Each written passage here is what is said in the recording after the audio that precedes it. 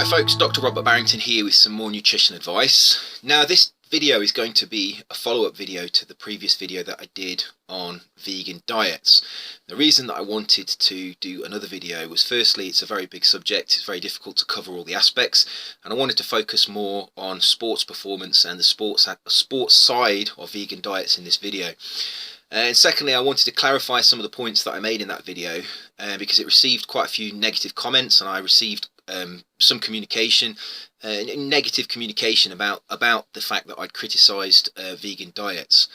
Now, the first thing to say, therefore, is I have nothing against vegan diets. I have made this point before, and I have nothing against vegetarian diets. The reason that I make these videos is because I want to provide people with evidence-based nutritional advice that they can use to improve their health.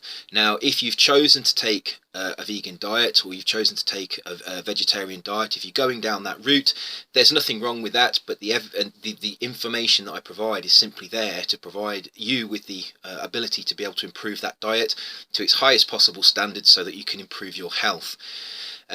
I don't really have any interest in vegan diets or vegetarian diets other than the nutritional aspect. I'm a nutritionist and I'm interested in nutrition. I'm not interested in the environmental impact the diets may have. I'm not interested in the sociological impacts those diets may have. That's for other academics. I'm a nutritionist, and so therefore I stick to the nutritional facts as far as I can. From my perspective, the diets are interesting. I'm not a vegetarian and I'm not a vegan. But I have nothing against the diets, but I do have an interest in studying them and reading about them because I like to compare different diets to see how they affect health. I think it takes a certain level of maturity to understand that sometimes criticism is not a reflection of a person's beliefs about a particular behaviour behaviour or lifestyle choice.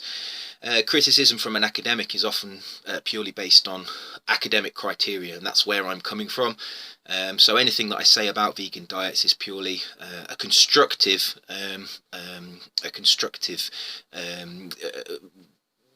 mechanism for me to be able to help disseminate useful information.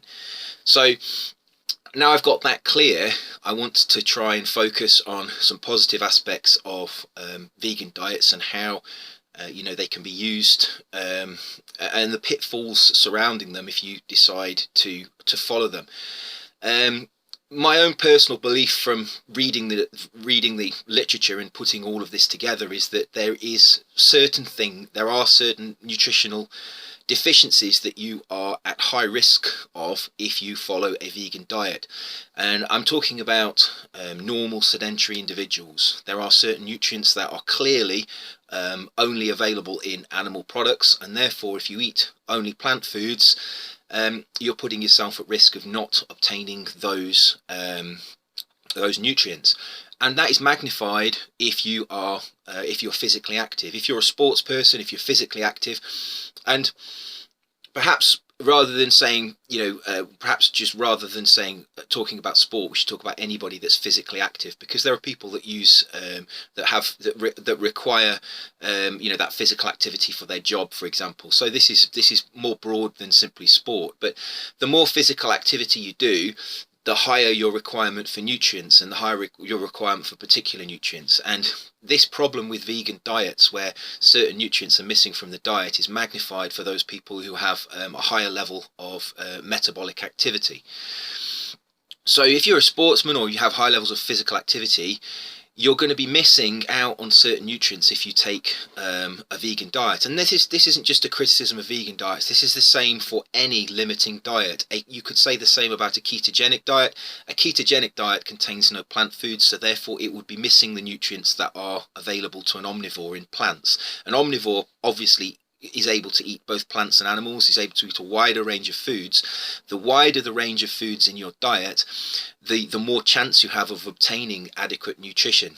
If you have a limiting diet, in other words, you follow a diet that excludes certain products, you're obviously going to have a higher risk of not being able to obtain the nutrients in those products. So what I say for vegan diets is perfectly applicable, for example, for ketogenic diets. Ketogenic diets are very limiting diets. They involve consuming only meat and fat, so therefore any nutrient in plant foods would be very low in ketogenic diets. So you could talk about deficiencies of antioxidants, for example. But I want to focus on vegan diets because that's what the purpose of this video is. So what types of nutrients are going to be lower in a vegan diet? Well, there's been a number that's been identified. Calcium comes up regularly as being low in vegan diets, and that's because sources of calcium in most people's diets, in omnivores' diets, tend to be from dairy, and obviously a vegan can't consume dairy products, so calcium levels tend to drop. Vitamin B12 tends to be low in vegan diets. Iron, again, is a problem, and what people really need to understand about iron, and I get a lot of comments on this and I don't think people really understand it, the iron level of your diet is not a reflection of your iron status. There are two types of iron in the diet. One of them comes from plant, it's non-heme iron, and the other one comes from animals, and that's called heme iron. Now, heme iron is much more bioavailable, and you can have much lower levels of heme iron in your diet and have a better iron status than somebody who has higher levels of iron if it's in the non-heme form.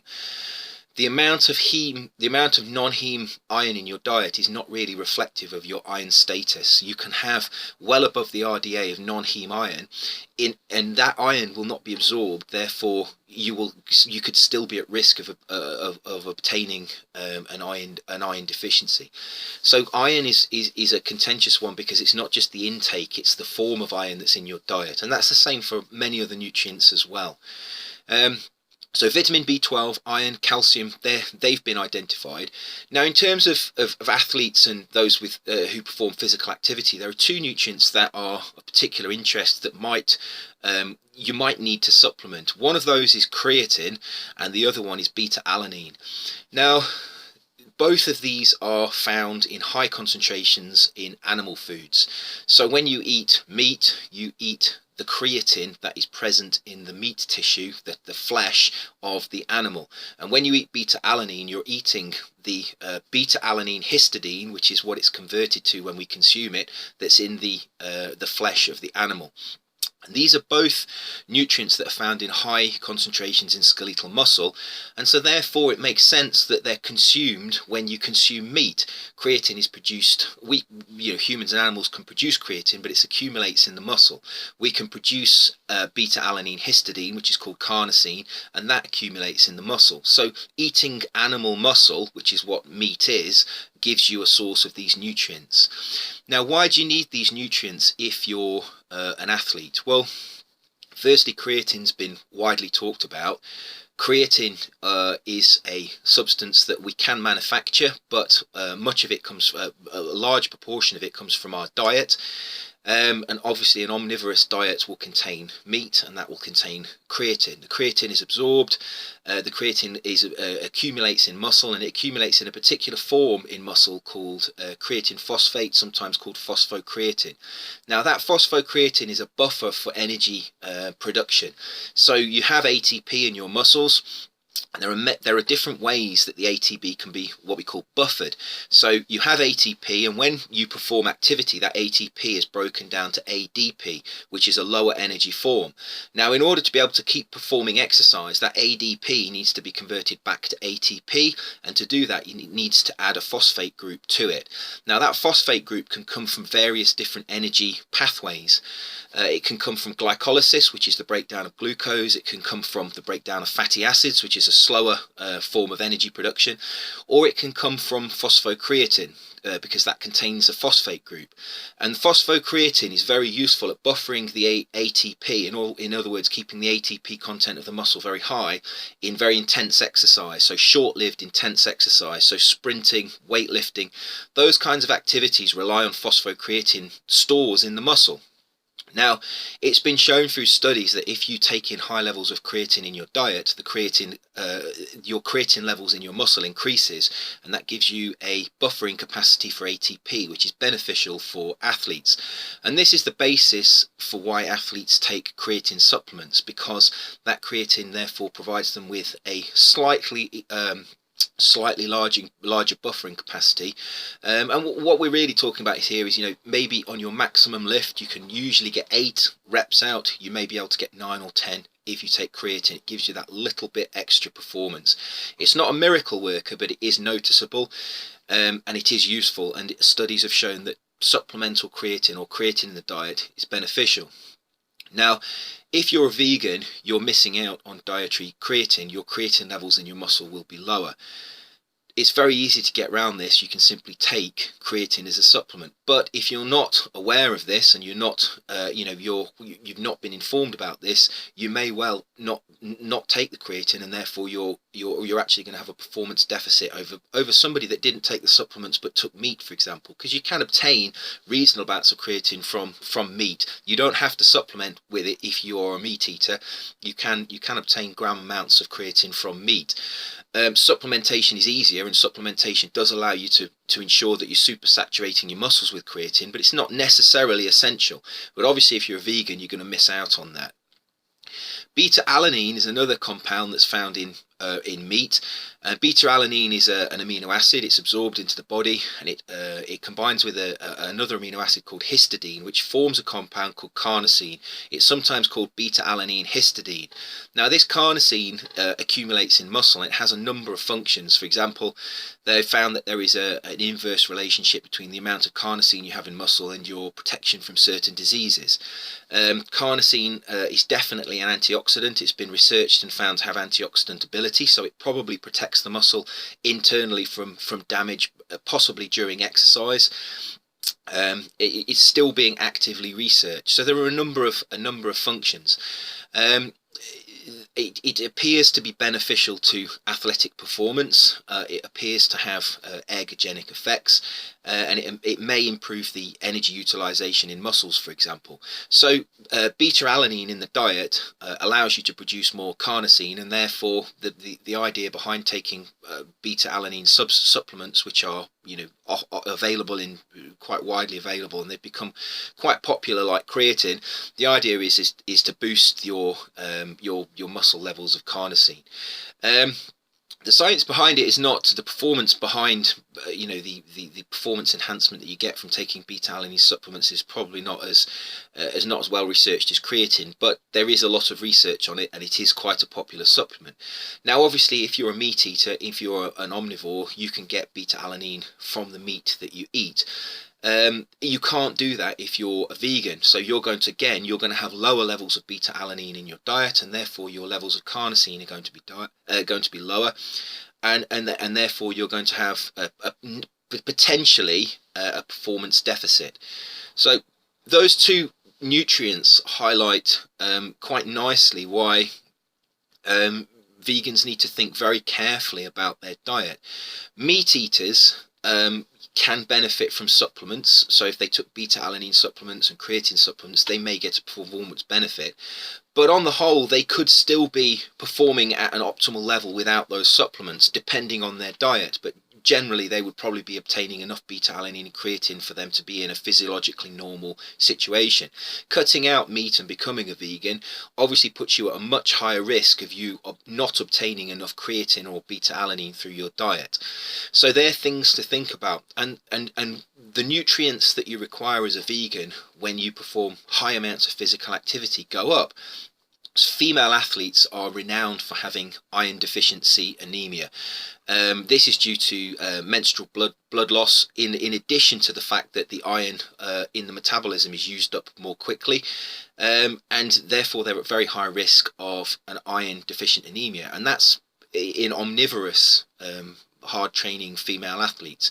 Obviously, if those athletes are vegans, that risk increases exponentially, because they're not obtaining the source of iron that is most bioavailable in meat, the heme iron. They're obtaining a lesser form of iron, which is actually present in plant tissue as the non-heme form, and often these non-heme forms of iron are actually sequestered with proteins in the plant tissue, specifically to take the iron out of circulation in the metabolism of the plant. So a lot of plants will try and sequester the iron in their tissues so that it doesn't become a pro-oxidant. They will bind it to tissue. They will bind it to protein in their tissues, and effectively becomes a nullified form of iron, because it's so bound to different proteins that it can't interfere with the metabolism of the plant. When we eat that iron, theoretically, if you added up the amount of iron that was in your diet, it might be quite high, but you're consuming it bound to proteins. It's also, if you do manage to break it away from those proteins during the digestion process, it's not particularly well absorbed because of the oxidation state of the iron. And therefore you may well find that it's not actually that well absorbed. So athletes, particularly female athletes, particularly vegan female athletes, would have a much higher risk of an iron deficient anemia. And obviously iron is required for the transport of oxygen around the body. With an iron deficient anemia, being an athlete becomes impossible. Anybody who's ever had a reasonably severe anemia will know it is really impossible to perform physical activity. You try and you become fatigued immediately. It's very, very difficult. Now that severe case is not so common, but people go through life having borderline iron deficient anemia, and they feel tired and they're unable to perform at their optimal level, but they're unaware of what that reason is, and they don't actually know that they're not performing at that optimal level. They think that they're performing well when really they're performing at a suboptimal level because they don't have the ability to actually pass the oxygen into their muscle tissues correctly, because they have an iron deficient anemia. Like I said, iron deficient anemia is the most common nutritional deficiency in the world, and it is very common in the Western world as well as the developing world, for different reasons. But vegans certainly have been shown to have a much higher risk of an iron deficient anemia compared with those who consume meat. And before people put comments down in this video, you have to understand that the amount of iron in your diet is not reflective of the amount of iron that you're actually going to absorb, and it's not reflective of the actual usable iron in your blood. There are many different ways that the iron can be sidetracked before it actually gets to where it's going. So looking at the iron content, for example, of a packet of spinach is not a reflective way of understanding the amount of iron that you've actually going to usable bioavailable iron that you're going to have in your diet. Heme iron relates much more closely. Heme iron in the diet relates much more closely to the total bioavailable iron, whereas plant iron doesn't really relate that well. It's a much lower association, because, like I say, there's many factors that stop its absorption. And obviously you're going to need more iron if you're an athlete. You're going to need more calcium. You're going to need the next thing that I'm going to come to is protein and energy. Two things that are actually quite difficult to get in a vegan diet are enough protein and enough energy. If you think about a normal person, they have a certain calorie requirement. Performing physical activity increases that calorie requirement, and not just the total calorie requirement, it also increases the amount of protein that you require, because physical activity causes damage to skeletal muscle. That skeletal muscle needs to be repaired, and therefore you need protein in the diet to be able to do that. If you actually look at a normal person, an omnivore that has all of the foods available to them, somebody that performs intensive physical activity or extensive physical activity, so maybe you're a cyclist that performs multiple kilometers every day, maybe you're a long distance runner, maybe you're a weight trainer and you're training twice a day, those people, even with an omnivorous diet and all the foods available to them, it is quite difficult to intake all the calories. If you actually look at how people, for example, on the Tour de France eat, they have to, when they're not cycling, they have to continually eat. They're constantly eating just to simply replace the calories that they're burning during the day. And that's being able to consume all different types of food. If you're a vegan, obviously you're avoiding some of the most calorific, energy producing, proteinaceous foods that you can eat, and therefore you're going to have to be a little bit more clever with the way that you take those calories in. Being a vegan if you're sedentary is much easier than being a vegan if you're an athlete. Now, there are vegans who are athletes, and there are vegetarians who are athletes. Carl Lewis was allegedly a vegetarian, and he won multiple gold medals. So I'm not saying it's not possible to be a great athlete. So, you know, that's got to be made very clear. What I'm saying is that you have to think a little bit more outside the box in order to be able to get those nutrients to the levels that you require them. Protein supplements become difficult if you're protein supplements become possibly a requirement for a vegan athlete, because it is quite difficult to get enough protein through dietary means alone, through plants, because plants generally, some plants like legumes are reasonably rich in protein, but they're actually deficient in certain amino acids. So you have to start mixing different plant foods in order to be able to obtain the correct amounts of amino acids. So, for example, beans are deficient in methionine, and grain is deficient in lysine. So if you eat high amounts of grain, your total protein may look acceptable, but you're actually got an amino acid deficiency because your lysine levels are too low. If you eat high amounts of legumes, again, your protein levels might look okay, but actually the usable protein in that is quite low because the methionine in the beans is absent, and therefore you're missing one of the essential amino acids, which limits the bioavailability of the protein. You therefore have to consume really plant proteins together. You consume them together. So beans and if you eat legumes and grains, the lysine in the grains, the lysine from the legumes compensates the grains, and the methionine in the grains compensates the legumes, and you create a complete protein. But again, if you don't know that, you might look at a packet of beans and you might think, well, I'm getting 20 grams of protein in these beans. Well, you're not, because you're missing methionine, and if you're missing methionine, then you've not got a complete protein. So that's another thing that's very often overlooked by vegan diets, and this is very complex. This nutritional information has been studied for decades by nutritional scientists, and still they really don't understand it. But there is a consistent pattern that comes out when they study vegan diets, and that is they have to be much more shrewd, much more intelligent, and much more forward thinking of the preparations of their diets in order to be able to obtain those nutrients. If they do that, vegan diets can be healthy, but nutritional deficiencies are much more common in vegans than they are in omnivores, and that should tell you that some people aren't applying that nutritional knowledge to their diets, and therefore they're actually doing themselves a disservice, and they're actually damaging their health by following a vegan diet. So hopefully this information, and it's not a complete précis of vegan diets, but it's really trying to give you some information to show where you might look to be able to formulate a healthy diet. One thing I'd like to finish on is an argument that's often put together about vegan diets and how they're actually healthier than meat diets. I'd just like to point out that one of the healthiest diets on this planet that's ever been researched is the Mediterranean diet. I don't think there's a diet that's ever scored higher in nutritional analysis of diets than the Mediterranean diet. The Mediterranean diet is an omnivorous diet. It contains some meat, it contains some plant foods. It's basically a lower meat diet, but it contains high quality foods, and it contains, rather than consuming a lot of land-based animal flesh, much of the meat in it comes from fish. It's very interesting that scientists use the Mediterranean diet as actually a gold standard to measure other diets against. So there is actually an indices called the Mediterranean Diet Score, which rates other diets against the Mediterranean diet.